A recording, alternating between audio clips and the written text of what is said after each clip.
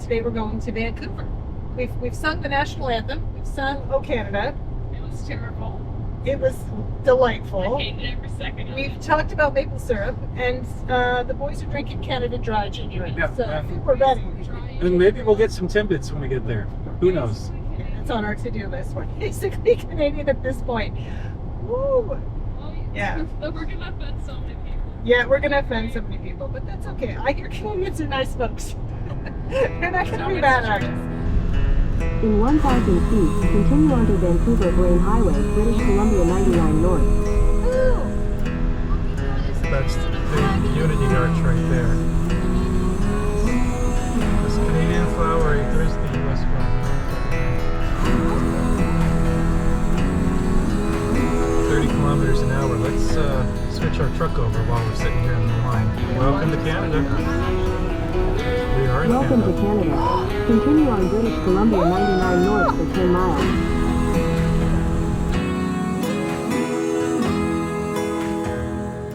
What's the boil snail today? We're gonna be riding the ferry To where and for why? to Granville Island for a food tour. Granville Island is listed as a must-do stop on almost every book and website I read about visiting Vancouver. I've heard it's the second most visited spot in all of Canada. Yeah.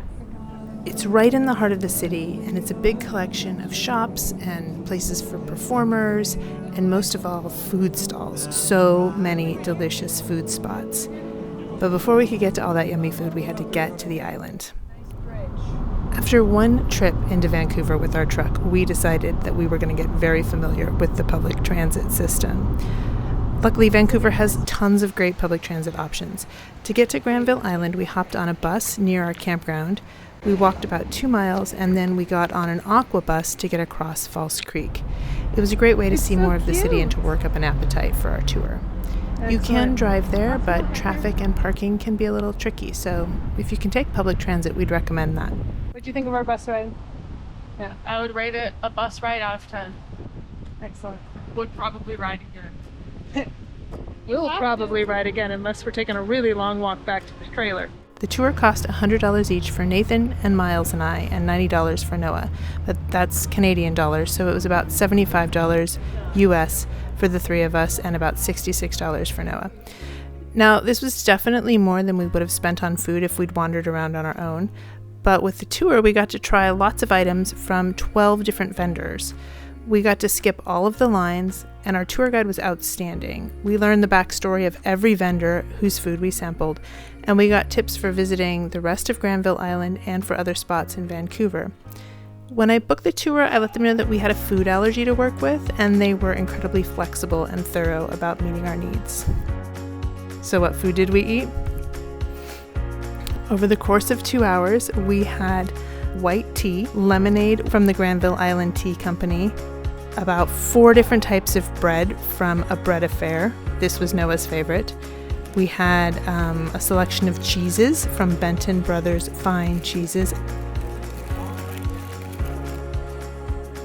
And we had meats from Oyama Sausage.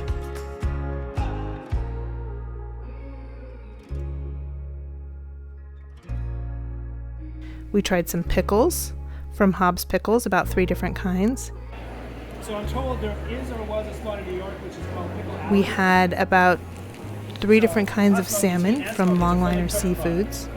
We tried the Pad See Ew from Sen Pad Thai. When I was training in this job, this was my favorite stuff. We had lemon squares from the Lemon Square.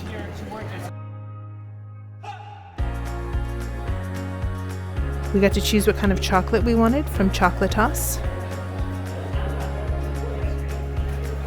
We had macarons from Bon Macaron. All right, we're going to have a salted caramel macaron. And the boys actually got a bonus one because they were kids. We got to choose whether we wanted coffee or cocoa from JJ Bean. And we had the classic glazed donut from Lee's Donuts. Everyone in our family tried every item at every stop, and I was super impressed with how adventurous the boys were. We agree that we liked almost everything that we had, and we were surprised how much we enjoyed some of the things we would have never tried on our own. I think that was the best part of taking a tour with an expert. If we'd explored the market on our own, we would have passed by some of the most delicious things we ate that day. So if you're looking for something to do with your teens in a place that's known for its food, we would definitely recommend a food tour.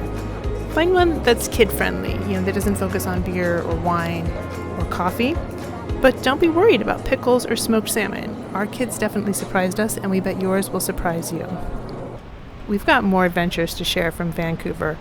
We're taking a trip on the Sea to Sky Highway to Whistler, and we're spending a ton of time exploring Stanley Park. So if you've got Vancouver on your travel plans or your bucket list, now's a great time to subscribe and opt in for notifications.